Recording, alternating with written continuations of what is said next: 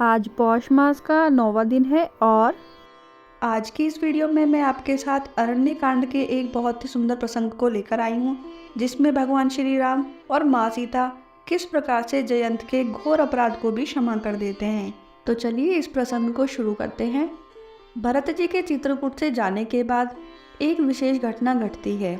एक दिन राम जी पुष्पों से आभूषण बनाकर माँ सीता का श्रृंगार करते हैं।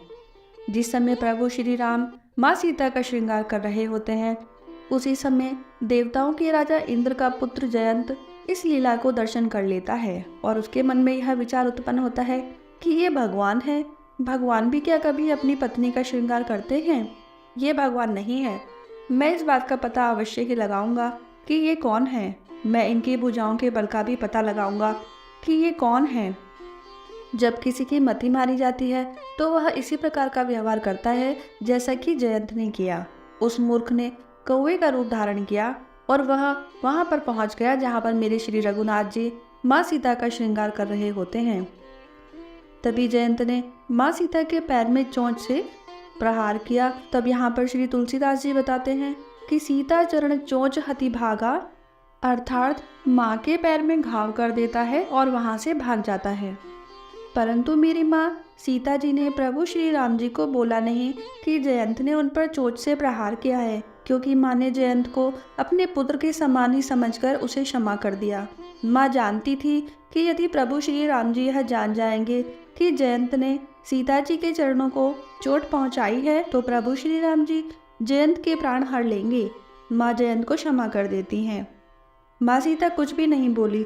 जब चोट से रक्त की धारा बह निकली तो भगवान श्री राम के पांव को माँ के रक्त ने स्पर्श किया। तब मेरे प्रभु श्री राम जी सब जान गए कि किसने मारा, कब मारा और क्यों मारा। भगवान श्री राम और माँ सीता उस समय कुशा की चटाई पर बैठे थे।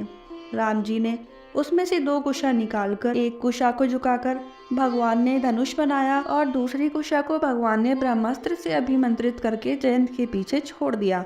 जैसे ही जयंत ने अपने पीछे ब्रह्मास्त्र को आते देखा तो वह डर के वहां से भागा। भयभीत होकर उसने अपने पिता के पास जाकर शरण मांगी और उसके पिता ने पूछा कि क्या हुआ। तब जयंत ने सारी घटना बताई कि मैंने कौवे का रूप धारण करके माँ सीता के चरणों में चोंच से प्रहार किया है और माता के पैर से रक्त की धारा बह निकली। यह सुनते ही इंद्र भी भयभीत हो गया और इंद्र ने जयंत को इंद्रलोक से भगा दिया। तब वह ब्रह्मा जी के पास ब्रह्मलोक में जाता है और ब्रह्मा जी भी उसको भगा देते हैं। तत्पश्चात जयंत कैलाश पर्वत पर जाता है। बाबा भोलेनाथ भी उसका तिरस्कार कर देते हैं और उसे कैलाश से निकाल देते हैं। तीनों लोकों में जयंत को कोई भी शरण नहीं देता है और कोई भी उसको बैठने के लिए नहीं कहता है। यहाँ पर तुलसीदास जी ने एक चौपाई लिखी है, काहू बैठन कहाना ओही, राखी को सकई राम कर द्रोही, मातु मृत्यु पितु समन समाना, सुधा होई विष सुनो हरि जाना। अर्थात किसी ने उसे बैठने तक के लिए नहीं कहा। श्री राम जी के द्रोही को कौन रख सकता है? उसके लिए माता मृत्यु के समान, पिता यमराज के समान और अमृत विष के समान हो जाता है। अब तो जयंत मारा मारा भागा फिरता है।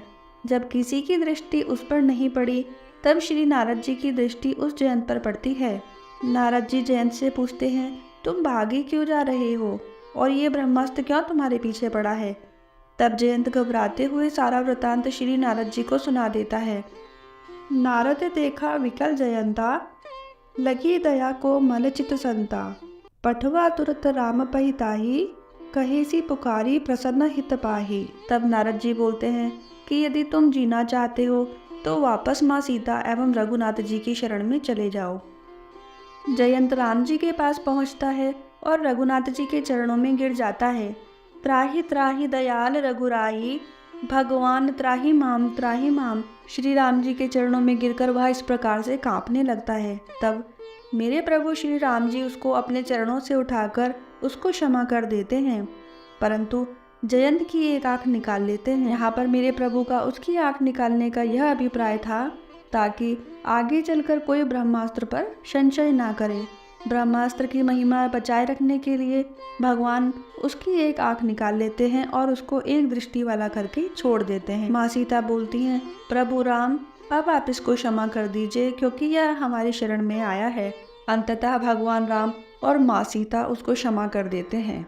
बोलिए मेरे प्रभु श्री राम की जय, माँ सीता की जय हो। आशा करती हूँ मेरी ये वीडियो आपको पसंद आई होगी। अगर आपको मेरी वीडियोस पसंद आती हैं तो आप इसको लाइक कीजिए, शेयर कीजिए और मेरे चैनल को अगर आपने सब्सक्राइब नहीं किया है तो मेरे चैनल को भी सब्सक्राइब कर लें। धन्यवाद।